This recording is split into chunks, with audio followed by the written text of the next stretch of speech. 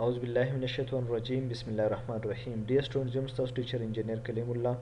ډایریکټر برایټ فیوچر انسټیټیوټ بڑخیله ملکند نه حاضر یم ستاسو سره د لیکچر نمبر 4 د پاور پوینټ کې چې کوم موږ لیکچر شروع کړو دا د هغې لیکچر نمبر 4 دی.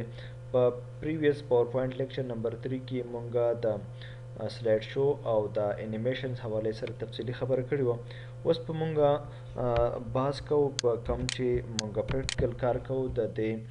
مینیو نه هغه مینیو د انسرټ مینیو کې موږ به چې کوم کار کوو نو په هغې کې مختلف پکچرز د هغې ټیبلز شیپس ورډ آرټ سمارټ آرټ دا به ټول موږ ایډ کوو. دا کار موږ مخکې په ورډ کې هم کړی د انسرټ په ترو باندې موږ به په خپل ډاکومنټ کې د پکچر اضافه کولی شوله د فوټو اضافه هم کولی شوله د کلپ آرټ او د سمارټ آرټ اضافه هم کولی شوله پای کې به ټیبل موږ راویستی شو هغه شانتي کار به اوس موږ دلته هم کوو. د دې لپاره فار ایگزامپل ما دلته کلیک کړه او زه ویم چې ماته یو ټیبل پکار دی. په ټیبل باندې به کلیک کړم. اوس دا ټیبل چې دی دا زه څونه روګانې او څونه کالمونه په دې باندې ډرا کوم د هغې مطابق به دا ټیبل زموږ سره کریټ کیږي. دا ټیبل موږ دلته راویستو او اوس دا ټیبل موږ د یو ځای نه بل ځای ته موف کوو یا دا موږ غټو یا موږ مختلف د دې سایز چینج کوو یا دې کې موږ کالم یا د رو اضافه کوو نو هغه مختلف اپریشن چې کوم موږ په ټیبل کې په ایم ایس ورډ کې ویلو نو هغه اپریشنز په دې باندې دلته اپلای کیدی شي. نو دا کار چې ما کله وکړو نو دا موږ وویل چې دا په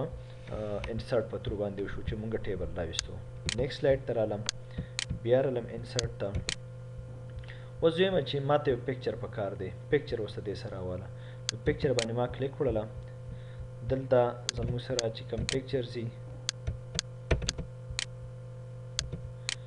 فار ایگزامپل په ډیسکټاپ باندې دا پکچر دی دا موږ راویستو او په دې پکچر باندې ما قشانت افیکټس اپلای کولی شي کوم چې موږ په ورډ کې ویلی و چې یار مختلف فریمز په دې باندې اپلای کوو مختلف افیکټس اپلای کوو نو هغه پرې راویستی شو. دریم نمبر کمانډ دلته موږ کوو کلپ آرټ. کلپ آرټ باره کې موږ دا خبر کړي وه چې دا زموږ سره ریډیمیډ پکچر چې دي هغه راویستلی شي. فار ایگزامپل زموږ سره دا کاو والا یو پکچر پکار دی دا موږ دلته راویستو دا موږ ډریګ کو دا زموږ سره کاو والا پکچر ریډیمیډ راغی. په دې باندې موږ تفصیل خبره کړې وه چې کله موږ ایم ایس آفیس انسټالو نو د هغې سره دا کلپ آرټ چې دا په خپل اټومیټک انسټالیږي. بیا نیکسټ سلایډ نیکسټ دغه چې دی په دې کې زموږ سره دا سکرین شاټ دی. سکرین شاټ دا کار کوي چې تاسو غواړئ چې یاره زما سره فار ایگزامپل د دې پریویس سلایډ نه دا شاټ زما سره راشي دا تاسو وکتله دا د هغې هغه په خپله باندې پکچر دې جوړ کړو د هغې مطابق هغه سکرین شاټ راغی. دا کار موږ وکړو او دې ته ویل کېږي سکرین شاټ. بیا دلته فوټو علم هم دی نو فوټو علم به انشاءالله بیا وروسته موږ وایو چې مختلف پکچرز په هغې کې راوځي کو په هغې باندې مختلف افیکټس په هغې باندې اپلای کوو. دې نه بعد بیا راغی شیپس موږ دلته راشو او په دې باندې مختلف شیپس جوړولی شو کوم چې مخکې موږ خبره کړې وه چې په هغې نه موږ ایډوانس شیپ جوړولی شو د هغې نه موږ بیسک شیپس هغې نه جوړولی شو. دا کار موږ چې کوو نو دا په دې طریقه باندې کېږي. سمارټ آرټ موږ راولو دې کې تاسو کتی شئ چې هر کم ډایګرامز وي ساینټیفیک ډایګرامز هغه موږ په دې په تر باندې جوړولی شو. بیا ټیکسټ باکس راولو څه خبره یو امپورټنټ دي فار ایگزامپل زیم چې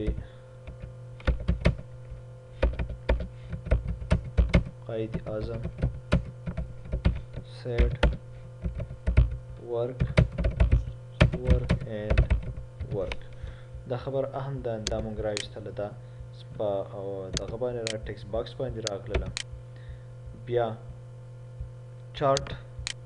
موږ ویلو چې یاره مختلف میتھمیټیکل ډیټا ګرافیکل ډیټا ته اړئ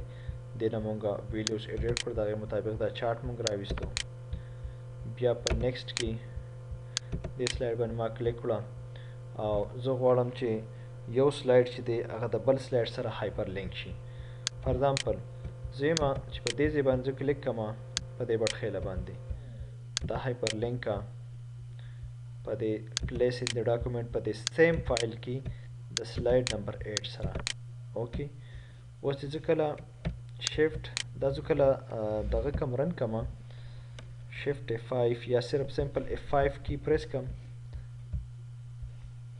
دې پر زه آن سکرین کیبورډ آن کم چې تاسو ته پته لګي چې سر دا کار چې کم کوي نو دا په سلاید باندې کوي دلته ما کلیک کړه F5 چې سلاید شو راته شو شي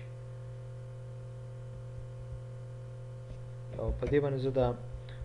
یو کمانډ دی چې دا پې آف کما او هغه د ټرانزیشن چې اتوماتیک ټرانزیشن پې آف کم نو دا بهتره شي ځکه چې دا به تاسو ته ښکاري نو فایده به کېږي اوس وګورئ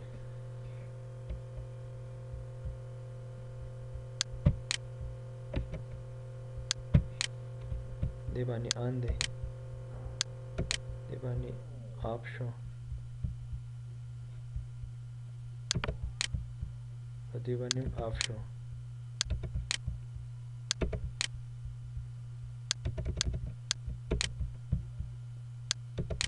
اتوماتیک په دې باندې آف کوو چې مونږ په خپل مرضی باندې د یو سلاید نه بل سلاید ته تلل غواړو دا ما